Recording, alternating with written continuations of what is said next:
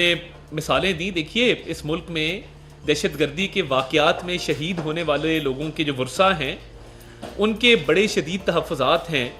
اور دیکھیے جنہوں نے ملک کی خاطر جانیں قربان کی، جب مسنگ پرسنز کی لسٹ میں سے کوئی بھی شخص بی ایل اے کا ٹیررسٹ نکلتا ہے، جس طرح گوادر کے اٹیک میں نکلا، یا 2022 میں ایمان حاضر مزاری صاحبہ نے ایک نعیم رحمت نامی آدمی کو کہا کہ جی یہ مسنگ پرسنز میں شامل ہے، وہ 2019 سے لانڈی جیل کے اندر منشیات کی سمگلنگ کے کیس میں لائف امپریزنمنٹ کی سزا کاٹ رہا تھا.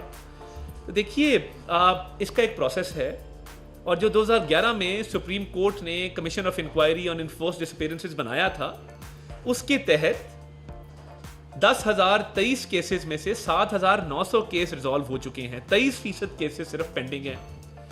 تو یہ تمام وہ چیزیں ہیں جن کو مد نظر رکھنا چاہیے، اور حکومت نے اس پہ بڑا کام کیا ہے، اور ہم نیت رکھتے ہیں کہ اس مسئلے کو حل کیا جائے اور اس کا حل نکلنا چاہیے. تو وزیر قانون نے اس پہ روشنی ڈالی کہ انہوں نے ماضی کی حکومت بھی اس پہ کام کیا، دوبارہ بھی اس پہ کام جو ہے وہ ہو رہا ہے، مگر یہ کام انتظامی ہے، یہ ایگزیکٹو کا فنکشن ہے. جوڈیشری اگر اس پہ کمیٹی بناتی ہے اور جوڈیشل اوور سائٹ کی طرف جاتے ہیں، تو پھر جو آلریڈی انکوائری کمیشن بن چکے، جو کیبنٹ کمیٹیز بن چکی، ان کا کیا فنکشن ہوگا؟ تو یہ ملٹیپل لیئرز نہ کریٹ کی جائیں. یہ شہداء فورم کے بھی تحفظات ہیں، وہ کہتے ہیں کہ کیبنٹ کمیٹی نے جب کام کیا تو کیبنٹ کمیٹی اس پہ کام کرے اور منسٹر لا اس پہ آگے بھرپور کام کریں. کہ میں اب آتا ہوں ذرا سیاسی منظرنامے کی طرف، اور بائی الیکشن سے بات شروع کرتے ہیں کہ دھاندلی کا بہت ڈھنڈورا پیٹا گیا، بڑی بات کی گئی، مگر اللہ تعالیٰ کے فضل سے آپ نے دیکھا کہ ابھی اتوار والے دن جو بائی الیکشنز ہوئے، مسلم لیگ نون نے کلین سویپ کی. اس کی وجہ کیا ہے؟ اس کی وجہ یہ ہے کہ بہت سارا ووٹر ایسا ہے جو فینس سٹر ہے.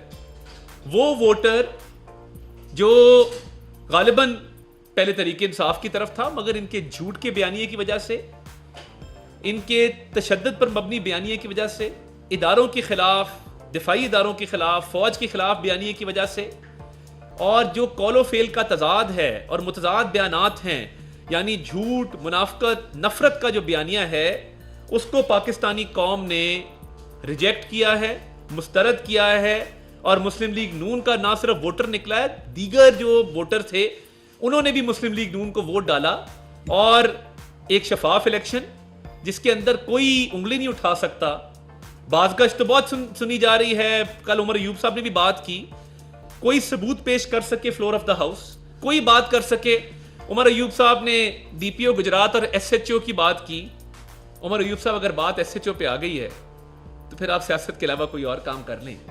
اور میں یہ سمجھتا ہوں کہ یہ اس الیکشن نے 8 فروری کے الیکشن کے حوالے سے جو تحفظات کا اظہار کیا جا رہا تھا، اس پہ بھی جو شک و شبہات تھے اس کو ختم کر دیا. اور میاں نواز شریف سے لوگوں کی والہانہ محبت، اور شہباز شریف صاحب کے جو معاشی اصلاحات ہیں ان کو ووٹ دیا ہے، اور پنجاب میں جو خدمت کی سیاست ہے اس کو ووٹ دیا ہے.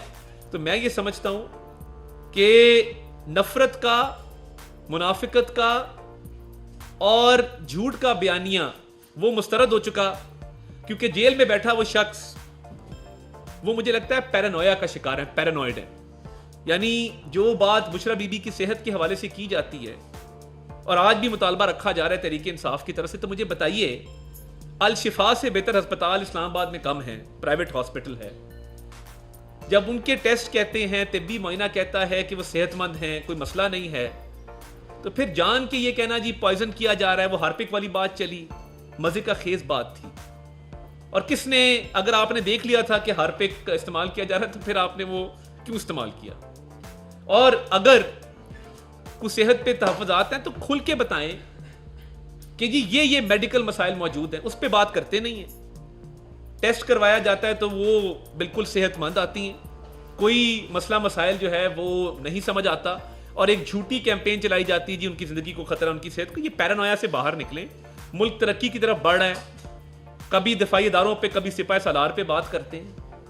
بھائی آپ کا مسئلہ ہے کیا؟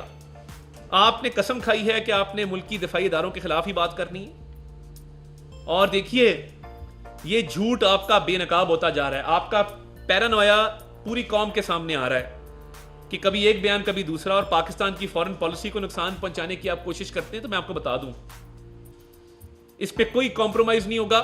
اس پہ آپ کو اجازت نہیں دی جائے گی کہ آپ پاکستان کے دوست ممالک کے خلاف بات کریں، پاکستان کے سپاہی سالار کے خلاف بات کریں. آپ جیل میں کرپشن کا سینٹنس کاٹ رہے ہیں، آپ وہاں پہ کوئی ویکیشن یا ہالیڈے پہ نہیں گئے ہوئے. اور ملک جس طرح ترقی کی طرف بڑھ رہا ہے، مجھے لگ رہا ہے کہ جیل میں بیٹھے ایک شخص کو اپنی ایریلیونس نظر آ رہی ہے. اس کو نظر آ رہا ہے کہ میں بالکل آئسولیٹ ہو جاؤں گا، کیونکہ اس نے فورن پالیسی خراب کی تھی. ہم نے پاکستان کے بین الاقوامی سطح پہ تعلقات کو الحمدللہ بحال کیا ہے، پاکستان کی ساکھ کو بحال کیا ہے. اور سعودی عرب کا ہائی پاور ڈیلیگیشن آتا ہے پاکستان میں، اربوں ڈالر کی سرمایہ کاری کی بات کرتا ہے.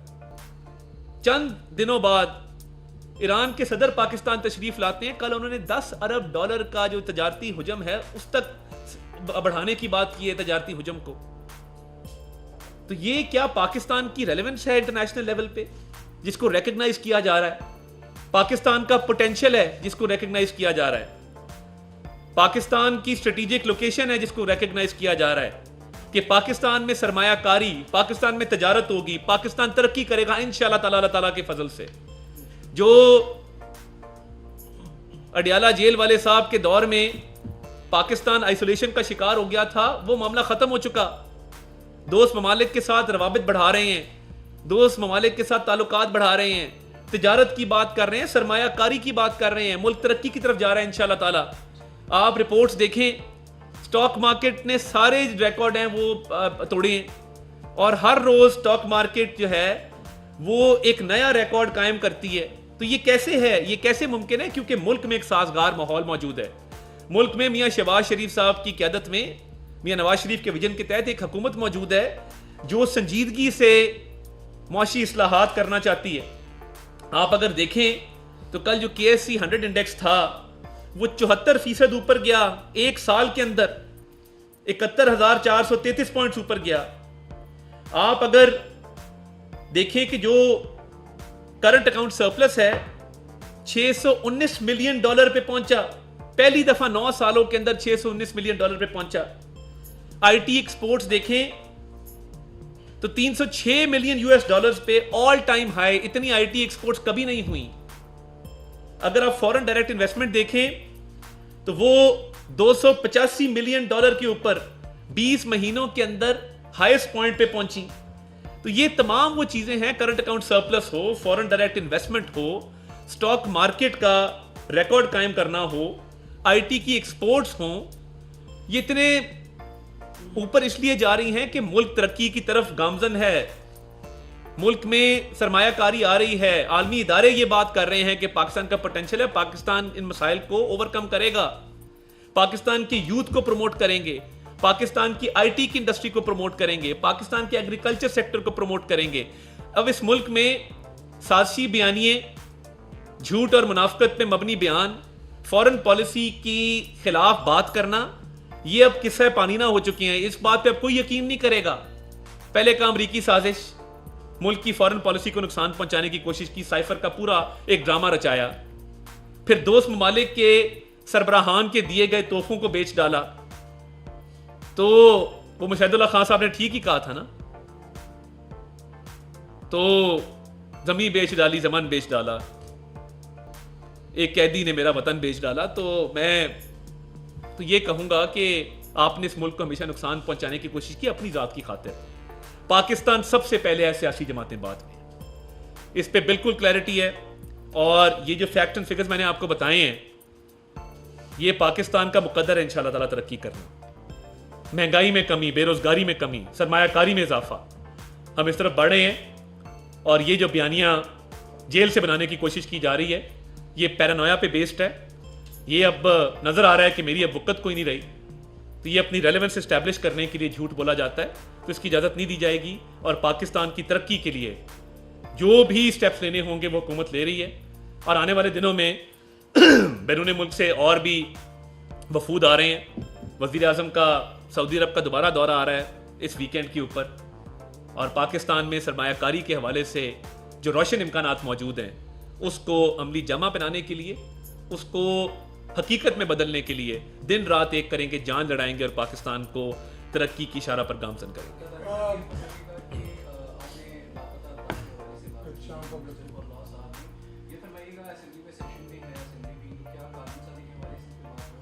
دیکھیے اس پہ پہلے تو cabinet committee on law and order کے حوالے سے بات ہوئی ہے کہ کیبنٹ کی ایک کمیٹی بنے اور وہ اس کے تمام معاملات کو تمام زاویوں کو دیکھے اور اس مسئلے کو حل کرنے کے لیے جو اقدامات لینے ہوئے وہ کیبنٹ کمیٹی جو ہے وہ پروپوزل اس حوالے سے دے گی. اس میں اگر قانون سازی کا انہوں نے کہا یا انہوں نے کوئی اور اس کا حل دیا تو یہ کیبنٹ کمیٹی جو بنے گی یہ اس پر منحصر ہے کہ وہ اس پہ کیا حل آگے تجویز کرتے ہیں.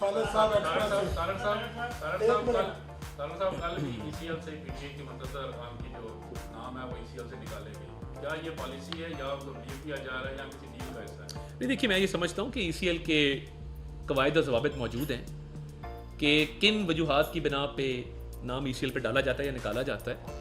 تو یہ انٹیریئر ڈویژن اگر کسی کی ریکمنڈیشن بھیجتا ہے, کیونکہ میں بطور وکیل میاں نواز شریف کے وکیل کے طور پہ آپ کو یاد ہوگا میں بھی ای سی ایل کی جو ادھر ایک کمیٹی ہے اس کے سامنے پیش ہوتا رہا ہوں جب انہوں نے بیرون ملک علاج کے لیے جانا تھا.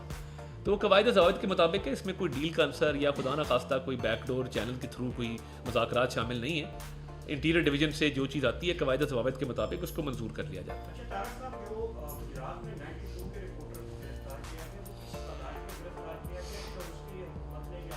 دیکھیے کل میں نے وزیر اطلاعات پنجاب کا اس پہ بیان دیکھا تھا تو میں ان سے ریکویسٹ کروں گا کہ اس کو جلد از جلد حل کیا جائے. سر یہ بتائیے گا کہ آپ کی جانب سے یہ کہا جا رہا ہے کہ جناب عوام مہنگائی کے جو ہے وہ کم ہو رہی ہے لیکن جو عوام ہے دوسری جانب وہ اس کا پسنا اسی طرح جاری ہے. بجلی کے بلوں میں ہر روز اضافے کی ہم خبریں دیکھ رہے ہیں, گیس کے بلوں میں اضافے کی خبریں دیکھ رہی ہیں, عوام کو ریلیف کیوں نہیں مل رہی؟ دیکھیے بجلی کے بلوں میں تو کمی آئی ہے. اگر آپ نے دیکھا ہو تو عید الفطر کے دوران جو حکومت نے اعلان کیا تھا 3 روپے 82 پیسے پر یونٹ کی کمی جو تھی وہ 2 مدوں کے اندر وہ کی گئی تھی کوارٹرلی ایڈجسٹمنٹ کے تحت اور فیول کاسٹ ایڈجسٹمنٹ کے تحت کی گئی تھی, اور وہ باقاعدہ وزیر توانائی نے اس پہ روشنی بھی ڈالی.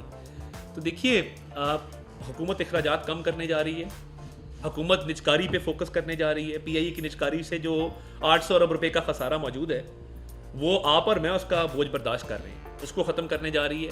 حکومت ٹیکس اصلاحات کی طرف جا رہی ہے, ٹیکس ریفارمز کی طرف جا رہی ہے, ایف بی آر کو ڈیجیٹلائز کرنے جا رہی ہے.